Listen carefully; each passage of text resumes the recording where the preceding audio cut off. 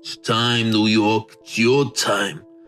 For all you scum suckers on the streets looking for a way out of the ghetto to make a difference. Yes, I'm calling all you scum suckers. You know why? Because you're all exactly that, and also lowlifes, degenerates, maggots, and thieves.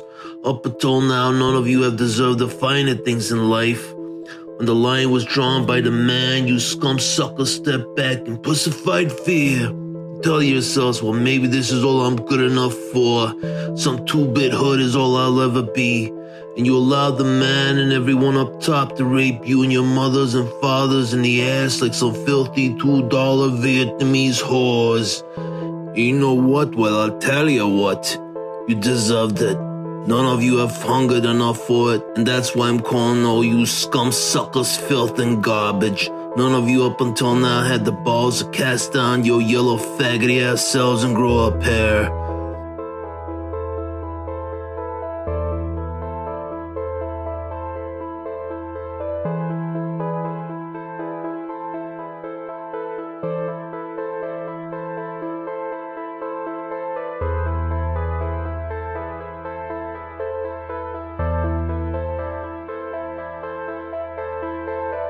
But now, I'll tell ya, none of you had no fucking choice. I'm running this town now, this is my city and I'm your king.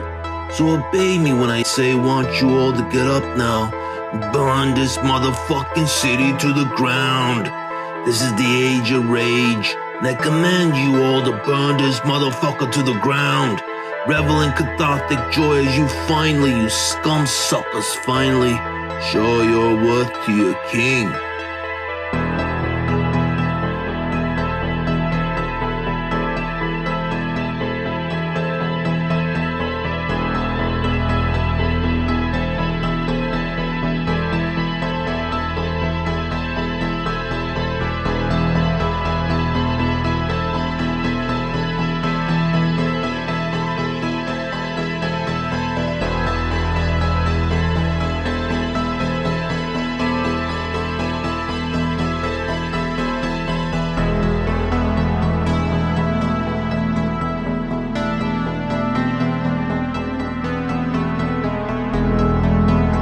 Michael didn't know what to make of that strange old man at first.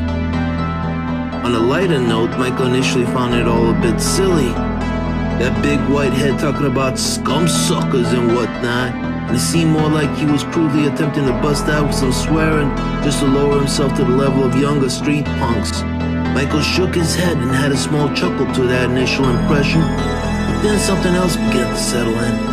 Michael had noticed something else. His eyes had a tail. That big white-headed man, his eyes had a bloody tale to tell. Even though the TV was totaled and that live feed was over with, Michael could still see his eyes up front somehow staring him down. Unflinching, unnerving, and unrelenting eyes continued to cast their gaze. And then it felt like a whole minute had passed, yet Michael felt like they were still on him. And he grew unnerved by the thought that they were to follow. And forever, possibly even... What the fuck? Thought Michael, as he had a small chuckle over that whole notion, but then continued to grow more and more unnerved by it, further with the notion that it might be real. At first glance, reality can sometimes seem silly and unreal to the untrained eye. Figure as horrifying as that might just seem simply silly and unreal. But once your mind begins to grasp the truth of it, that it's real and it's out there and has form just as much as you do, that's when the horror of it all really begins to set in, realizing that that horror might really be out there, watching you. You no longer feel safe because you feel that it exists, and the hell it brings begins to incarnate hell all around you, shattering your perception of reality as it makes it his. Another minute passed. Stupid Twilight Zone shit. Thought Michael would get another chuckle, but then became horrified beyond hellish belief as he noticed those eyes were yet again, unflinchingly, unnervingly, and unrelentingly, still glaring right at him.